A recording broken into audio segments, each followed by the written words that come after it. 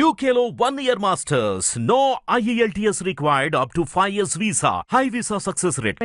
చాలా హ్యాపీగా ఫీల్ అయిన మూమెంట్ ఏదైనా చెప్తారా? అంటే లైక్ ఎట్లా అంటే ఇన్స్టాగ్రామ్లోనా? ఇన్స్టాగ్రామ్లో చెప్పండి ఫస్ట్. ఇన్స్టాగ్రామ్లో అంటే నేను టిక్ టాక్ది చెప్తాను యాక్చువల్గా. ఓకే. నేను టిక్ టాక్ స్టార్ట్ చేసినప్పుడు నా ఫస్ట్ వీడియో జనసేన ఫ్లాగ్ పెట్టుకొని చేశాను అనమాట. సో అది నా జనసేన కోసమే స్టార్ట్ చేశారు.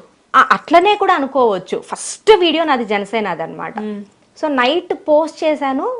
నెక్స్ట్ డే మార్నింగ్కి చూస్తే ఇంచుమించు నాకు బాగా గుర్తుంది 300K వ్యూస్కి వెళ్ళిపోయింది అనమాట. అది 300K వ్యూస్ వన్ నైట్ అంతే. నైట్ పోస్ట్ చేశాను పొద్దునకి.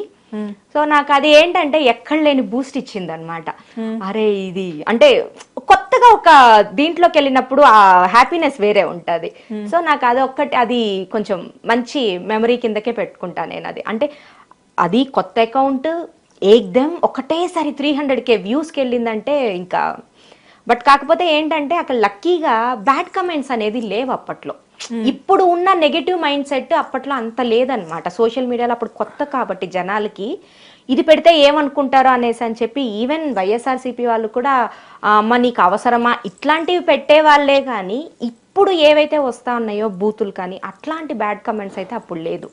మేబీ నాకు ఒక చిన్న డౌట్, అంటే నాకు అనిపించింది, నేను మీతో షేర్ చేసుకుంటున్నా. మేబీ వీళ్ళు చాలా రికగ్నైజ్ అవుతున్నారు తక్కువ టైంలోనే అన్న జెలస్తో కూడా పీపుల్ అలా చేస్తారంటారా?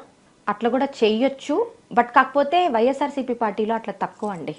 ఎందుకంటే వాళ్ళకి అంత ఆలోచించే మెంటాలిటీ కాదు వాళ్ళది. వాళ్ళకేంటంటే వాళ్ళ గురించి నెగిటివ్గా మాట్లాడకూడదు. వాళ్ళ గురించి నెగిటివ్గా మాట్లాడితే నీ క్యారెక్టర్ గురించి నీ గురించి వాళ్ళకి ఫస్ట్ నోరు పడేసుకోవాలి అంతే అనమాట.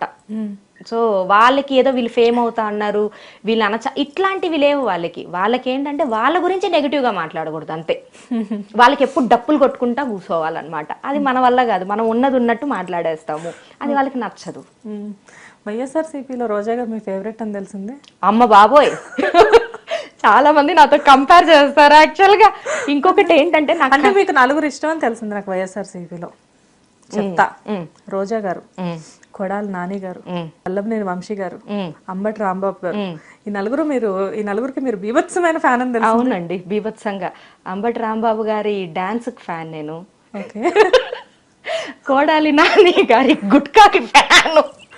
అయ్యా. రోజా గారి నోరుకి ఫ్యాను.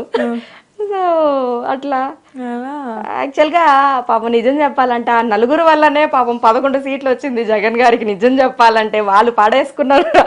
వాళ్ళ బిహేవియర్ వాళ్ళ మాట తీరు వల్లనే మొత్తానికి 11 సీట్స్ వచ్చింది.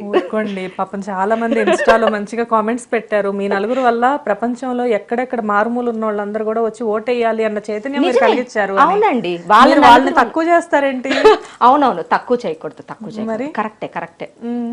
వాళ్ళ నలుగురు వల్లనే ఇంట్లో అసలుకి వంట చేసుకునే లేడీస్కి అసలుకి పాలిటిక్స్ అనేది తెలియదు. ఏదో హస్బెండ్స్ చెప్తే పలాని వాళ్ళకు ఓటేయమ్మా అంటే వాళ్ళకు ఓటేసే వాళ్ళు కూడా వీళ్ళు చేసిన ఏమంటారు ఆర్భాటానికి, పాజిటివ్గా చెప్దాం, వీళ్ళు చేసిన హడావిడికి వీళ్ళు చేసిన ఆర్భాటానికి వీళ్ళకి మాత్రం వేయకూడదు ఇంకెవరికన్నా వేయాలనేసి అని చెప్పి వంట చేసుకునే లేడీస్ కూడా వచ్చి కూటమికి వేసినారు. సారీ, చల్లగా చెప్పారు. ఎంత చల్లగా చెప్పారో. ఇప్పుడు ఈ ప్రోగ్రామ్ సడన్ గా వాళ్ళ నలుగురిలో ఎవరు చూసినా కానీ వాళ్ళు ఎవరు హర్ట్ అవ్వకూడదు కదండి. మన వల్ల ఒకరు హర్ట్ అవ్వకూడదు అంతే. పవన్ కళ్యాణ్ ఏం చెప్పారు? మనం వచ్చింది దేనికి? ఆ పని చేస్తాం.